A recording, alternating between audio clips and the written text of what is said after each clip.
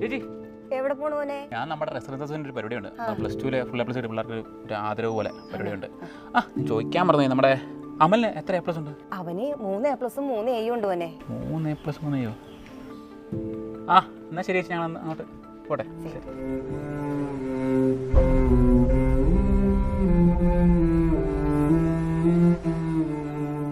Full A+ നേടിയ എല്ലാ വിദ്യാർത്ഥികൾക്കും അഭിനന്ദനങ്ങൾ. വിജയത്തിലേക്കുള്ള ഓരോ വിദ്യാർത്ഥിയുടെയും യാത്ര ഓരോ തരത്തിലാണ്.